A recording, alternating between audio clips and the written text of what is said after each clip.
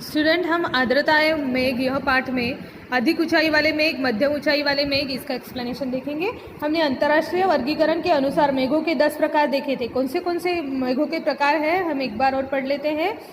First cirrus, second cirrostratus, third cirrocumulus, fourth altostratus, fifth alto cumulus, sixth stratocumulus, seventh stratus, 8 nimbostratus and 9 cumulus, 10 cumulonimbus. ठीक है, ये सब जो है मेघों के प्रकार हैं, ये हमने पहले पढ़े थे। और हमने 3.8 जो आकृति है मेघों के प्रकार, उसका भी हमने एक्सप्लेनेशन किया था। मतलब कम ऊंचाई वाले मेघ देखे थे, मध्यम ऊंचाई वाले मेघ देखे थे और अधिक ऊंचाई वाले मेघ यह देखे थे। ठीक है, अभी हम देखेंगे अधिक ऊंचाई वाले मेघ। ये मेघ मुख्यतः हिमस्फटिकों से बनते हैं। इनका वर्गीकरण सीरस, सीरोक्यूमुलस एंड सीरोस्ट्रेट्स प्रकारों में किया जाता है। देखो, ये जो मेघ है अधिक ऊंचाई वाले मेघ, आकृति 3.8 आपको देखना है। अधिक ऊंचाई वाले मेघ, जो ऊपर वाला जो है पोर्शन देखिए, ये जो है इनकी लंबाई थोड़ी ज़्यादा रहती है। तो ये अधिक ऊंचाई वाले जो मेघ हैं, ये मुख्यतः हिम स्फटिकों से बनते हैं। हिम के जो बारीक बारीक स्फटिक के कण रहते हैं, उससे ये मेघ बनते हैं। इनका वर्गीकरण सीरस, सीरोक्यूमुलस एंड सीरोस्ट्रेट प्रकारों में किया जाता है।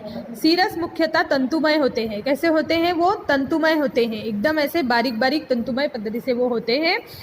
सीरोक्यूमुलस मेघों का स्वरूप छोटी छोटी लहरों की समूह की तरह दिखाई देता है। सीरोस्ट्रेट सिलवटों वाली चादर की तरह दिखता है। देखो, सीरस मुख्यतः तंतुमय होते हैं।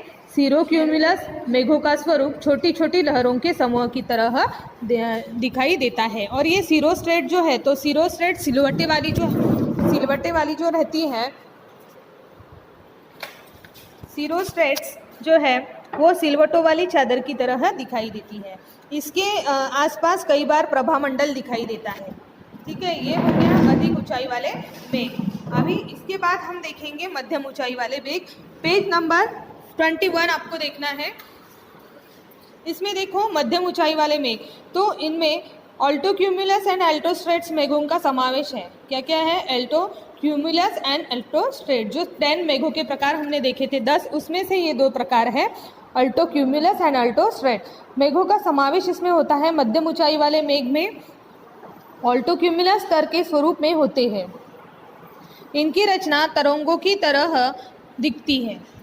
कई बार ये मेघ जो है ये सफ़ेद रंग के होते हैं। इनमें धूसर रंग की छटाएं भी दिखती है। हम देखते हैं जो मेघ रहते हैं बहुत बार सफ़ेद रंग के रहते हैं और इनमें धूसर रंग की छटाएं, मतलब ऐसे धुआं जो उठता है उस प्रकार के स्वरूप रहता है, या धुआं जो उठता है उस प्रकार के कलर की वो छटाएं उसमें दिखती हैं। एल्टोस्ट्रेट्स में के मेघ जो है वो कम चौड़े होते हैं। मध्यम ऊंचाई वाले मेघ आकृति 3.8, इसमें आप देखिए ये जो मेघ है ये कैसे होते हैं? एल्टोस्ट्रेट में कम चौड़े होते हैं और इनसे सूर्य दिखता है। मतलब मेघ तो रहते हैं आकाश में, लेकिन सूर्य भी दिखता है। सूर्य दूधिया कांच में से देखने जैसा लगता है। दूधिया जो कांच रहता है उससे अगर हम सूर्य का स्वरूप देखें तो वो एकदम देखने लायक होता है। ये हो गया मध्यम ऊंचाई वाले मेघ। अभी देखो, प्रथम आकृति 3.8 का निरीक्षण करो। अब कक्षा के बाहर मैदान में आओ। लेकिन हम कक्षा में है क्या? नहीं है। हम यहाँ पे खाली क्या करेंगे? कल्पना करेंगे कि क्या क्या होता है।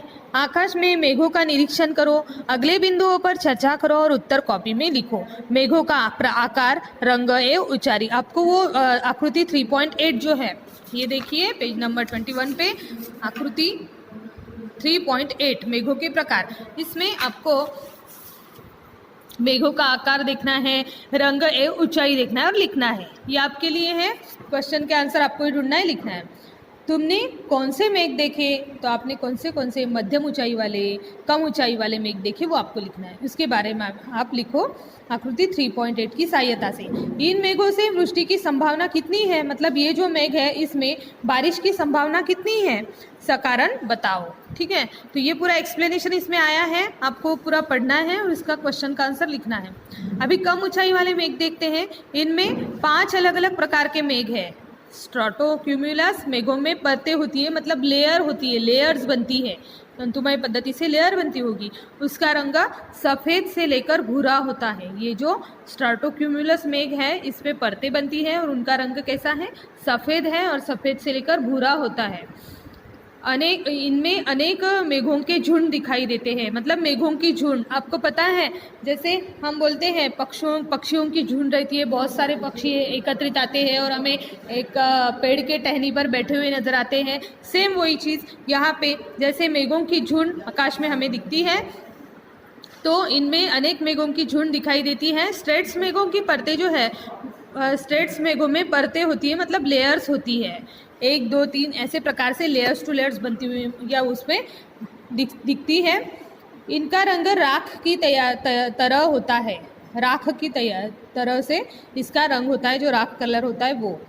एवं नीचे की और ये समतल होते हैं, समान होते हैं और निम्बोस्ट्रेट्स मेघों की परतें मोटी होती है। देखो स्ट्रेट्स मेघों की परतें भी होती है और राख कलर्स का वो मेघ होते हैं, उसी प्रकार निम्बोस्ट्रेट जो मेघ है उनकी परतें मोटी होती है, ये गहरे रंग राख के रंग के होते हैं और इनसे रिमझिम वर्षा अथवा हिमपात हो सकता है। कौन से मेघों से, निम्बोस्ट्रेट्स मेघों की परतें जो है वो मोटी होती है आकार में और ये गहरे राख रंग के दिखते हैं और साथ ही साथ इसमें से यह जो मेघ है निम्बोस्ट्रेट्स मेघ, इनमें से रिमझिम वर्षा भी हो सकती है और हिमपात भी हो सकता है।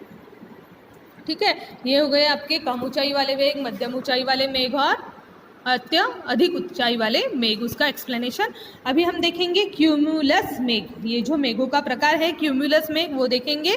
देखो ये मेघ धरातल से 500 से 600 मीटर की ऊंचाई के बीच उद्व विस्तार वाले होते हैं। ये मेघ धरातल से मतलब पृथ्वी से 500 से लेके 600 मीटर की ऊंचाई तक होते हैं और उद्व विस्तार वाले होते हैं। इनका विस्तार जो है वो ऊर्ध्वगामी प्रकार का होता है। वायु का जोरदार ऊर्ध्वगामी प्रवाह इन मेघों की उत्पत्ति के लिए उत्तरदायी होता है। वायु का जोरदार ऊर्ध्वगामी प्रवाह, जब वायु जो बहती है तो उसका ऊर्ध्वगामी जो प्रवाह है इन मेघों की उत्पत्ति, मतलब ये मेघ जो है वो उत्पन्न होते हैं, ये मेघ जो है उसकी लिए वो उत्तरदायी होते हैं। ये मेघ विशाल एवं गुंबद आकार के होते हैं, बहुत बड़े होते हैं और गुंडाकार टीले जो गुंबद रहता है उस प्रकार से उसका स्वरूप होता है। इनका रंग धूसर होता है। क्यूमुलस मेघ सुहाने मौसम में के द्योतक होते हैं। क्यूमुलस मेघ कैसे, सुहाने मौसम के द्योतक होते हैं। जैसे हम देखते हैं कि जैसे बादल छाए रहते हैं, बारिश नहीं आती लेकिन बादल छाए रहते हैं और वातावरण जो है एकदम से ठंडा हो जाता है, तो इस प्रकार से ये मेघ जो है वो सुहाने मौसम से द्योतक होते हैं।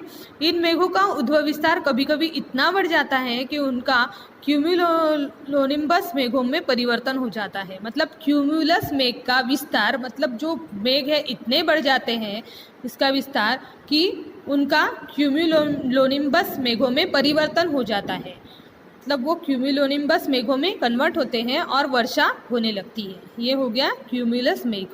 अभी देखेंगे क्यूमुलोनिम्बस मेघ। ये विशिष्टतापूर्ण मेघ आंधी के द्योतक है। जब आंधी तूफान उठता है, आंधी आती है तो समझ लेना क्यूमुलोनिम्बस मेघ है और उससे ही ये वर्षा की ये जो क्या बोलते हैं आकाश में जो गर्जना होती है, मतलब बहुत ज़्यादा बिजली कड़कती है और बारिश होने का आगमन होता है। तो इस प्रकार से ये विशिष्टतापूर्ण मेघ जो है ये आंधी के द्योतक होते हैं। कौन से मेघ है ये, क्यूमुलोनिम्बस मेघ है, क्योंकि क्यूमुलस मेघ का क्यूमुलोनिम्बस मेघ में परिवर्तन हो गया, कन्वर्ट हो गया और वर्षा होती है। अभी हम देख रहे हैं क्यूमुलोनिम्बस मेघ। तो ये मेघ काले रंग के होते हैं। देखो मेघ में आकाश में काले बादल छाए हुए नजर आते हैं जब बारिश होने की संभावना रहती है तब। तो और बहुत घने ये जो मेघ होते हैं क्यूमुलोनिम्बस, ये कैसे होते हैं, बहुत घने होते हैं।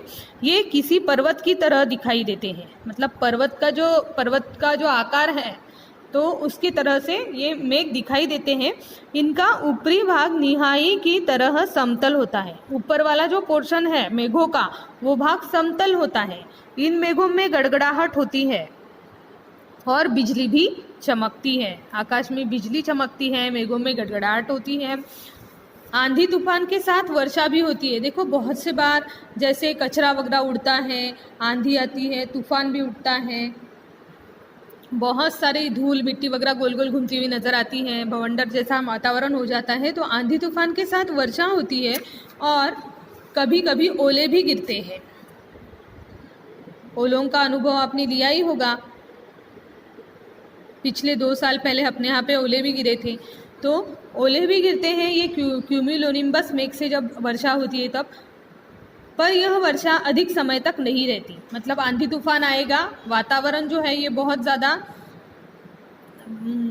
जैसे वातावरण जो है ये पूरा माहौल ऐसा बिगड़ जाता है, क्योंकि आंधी तूफान आने से बहुत सारी जैसे पेड़ की टहनियाँ वगैरह टूट जाती है, ये सब होता है। साथ ही साथ ओले भी गिरेंगे, लेकिन ये वर्षा जो है ज़्यादा देर तक नहीं रहती है। आकाश में सबसे बड़े क्यूम्यूलोनिम्बस मेघों से बिजली की कड़कड़ाहट के साथ वर्षा होती है। देखो, क्यूम्यूलोनिम्बस जो मेघ है इससे क्या होती है, बिजली के गड़गड़ाहट के साथ ही वर्षा होती है। लेकिन क्यूम्यूलस मेघ में वो नहीं है। क्यूम्यूलस मेघ कैसा होता है, वो विशाल और गुंबद आकार का होता है, रंग उसका धूसर होता है और सुहाने मौसम का वो द्योतक है। मतलब वातावरण की निर्मिति वो कर देता है और फिर बाद में उसका कन्वर्ट क्या होता है, क्यूम्यूलोनिम्बस मेघ में होता है। और फिर बाद में रंग जैसे तूफान वगैरह आती है, आंधी उठती है और फिर बारिश शुरू हो जाती है। तो आकाश में सबसे बड़े क्यूम्यूलोनिम्बस मेघों से बिजली की कड़कड़ाहट के साथ वर्षा होती है और इन मेघों के ऊपरी भाग में धन मतलब प्लस एवं निचली भाग में ऋण माइनस प्रभार होता है। इनके नीचे की भूमि हमेशा धन प्रभार के लिए रहती है। देखो, ये जो मेघ है इनके ऊपरी भाग में धन मतलब प्लस और निचले भाग में ऋण प्रभार होता है। इनके नीचे की भूमि जो है हमेशा धन प्रभार के लिए रहती है। प्रभारों के अंतर के कारण विद्युत प्रभार का निर्माण होता है और बिजली चमकती है। हम आकाश में देखते हैं बिजली चमकती हुई नजर आती है।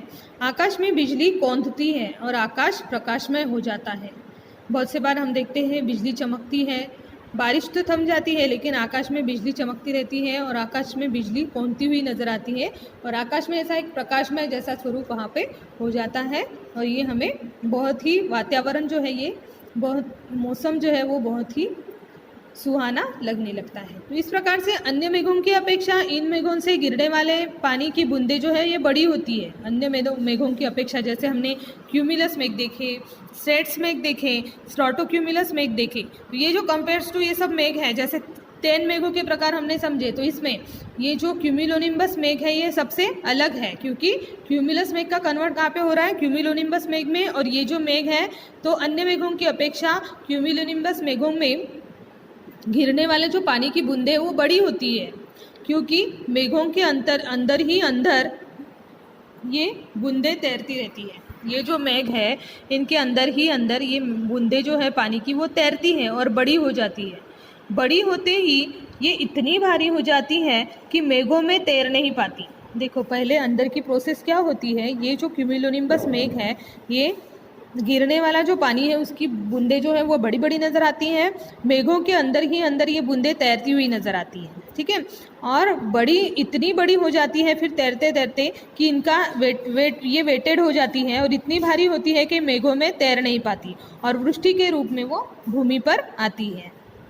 वृष्टि मतलब बारिश का आगमन होता है और धरातल पर वो बारिश का आगमन होते ही ये भूमि पर वृष्टि के रूप में वो भूमि पर आती है। कभी कभी मेघों में वायु बड़ी ठंडी होती है। मेघ जो रहते हैं तो इसमें वायु जो है वो बड़ी ठंडी होती है, इसलिए ये बूंदें जम जाती है और ओले के रूप में वो ज़मीन पर आते हैं। समझा आपको कि ओले कैसे गिरते हैं, कि कभी कभी ये जो मेघ है पहले ये क्या होता है क्यूमुलोनिम्बस मेघ में ये बूंदें बड़ी बड़ी होती है, फिर वो मेघों में ही तैरती रहती हैं बहुत ड्यूरेशन तक और फिर इतनी भारी हो जाती है मतलब वेटेड हो जाती है कि मेघों में तैर नहीं पाती, क्योंकि वहाँ पे अभी उनका रहना मुश्किल हो जाता है। फिर क्या होता है, वृष्टि के रूप में वो धरती पे आती है। और कभी कभी मेघों की वायु जो है वो बड़ी ठंडी होती है, ठंडी होने के कारण वो जो बूंदे हैं वो कैसे जम जाते हैं और इसलिए ये बूंदे जम जाने के बाद ओले के रूप में ज़मीन पर आते हैं और इसी प्रकार ओले गिरते हैं और ओलावृष्टि हमारे ज़मीन पर होती है, ठीक है। और इन्हें हम क्या कहेंगे, ओलावृष्टि कहेंगे। क्यूमिलोनिम्बस मेघ की एक आकृति दी गई है। आकृति 3.9 देखिए, क्यूमिलोनिम्बस मेघ दिख रहा है आपको। देखो मेघ के बढ़ने की दिशा, और ये जो मेघ है इसमें ये बूंदे जो है ये ऊपरी भाग, जो मेघ का नीचे प्रवाह है वहाँ पे प्लस प्लस साइन दिख रहा है, मतलब ये धन प्रभार वाला पोर्शन है। यहाँ पे देखो आपको ये बूंदे जो है वो तैरती हुई नजर आती है, और फिर वो वेटेड होने के बाद वहाँ पे नहीं रह पाती, तो वो उसका आगमन धरती पे हो जाता है। इस प्रकार से हमारे यहाँ पे बारिश आती है और फिर बूंदे जम जाने के बाद ओले का स्वरूप धारण कर लेती है और ओले के स्वरूप में वो जमीन पर आती है, इसे ओलावृष्टि कहते हैं। हमारा पार्ट जो है यहाँ पे अभी हो गया है। आपको क्वेश्चन के आंसर लिखना स्टार्ट करना है। कल मैं आपको क्वेश्चन के आंसर सेंड करूँगी, आपको वो चीज़ लिखना है, ठीक है। अभी यहाँ पे थोड़ा दिमाग लगाओ, थोड़ा सा देख लो।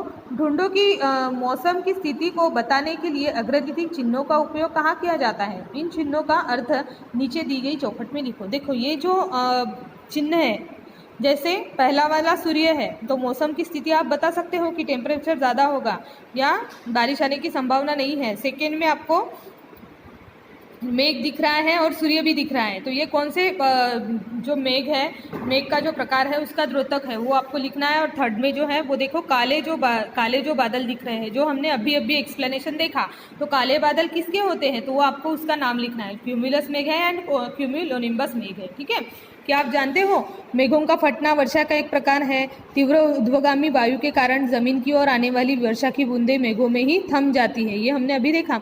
इन बूंदों का ओलों में रूपांतरण होता है, परिवर्तन मेघ का वजन बढ़ जाता है। वेटेड होने के कारण क्या होता है, ऊर्ध्वगामी हवाएं वहन नहीं कर पाती और ऐसे समय ओलों के साथ साथ मूसलाधार वर्षा वृष्टि हमारे यहाँ पे होती है। इसे ही मेघों का फटना कहता है। बहुत से बात देखो बिजली वगैरह कहीं पे गिरी, ऐसे हम बोलते हैं। किसी छोटे अथवा विशिष्ट भूभाग पर लगभग 100 मिलीमीटर या इससे भी अधिक वर्षा होती है। मुख्यतः पर्वतीय क्षेत्रों में मेघों के फटने की क्रिया अधिक हो जाती है और भारत के हिमालय पर्वतीय प्रदेश में अवस्थित राज्यों में इस प्रकार की मूसलाधार वृष्टि अधिक दिखाई देती है। देखो जैसे वर्षा जो है, वृष्टि का हम मापन कैसे कहते हैं, मिलीमीटर में करते हैं, कभी भी मिलीमीटर में ही वर्षा की नोंद होती है, ठीक है। पाठ हमारा यहाँ पे हो गया है। स्वाध्याय के क्वेश्चन आंसर ढूंढने की कोशिश कीजिए और अपने कॉपी में भी हमें वो लिखना है। Thank you.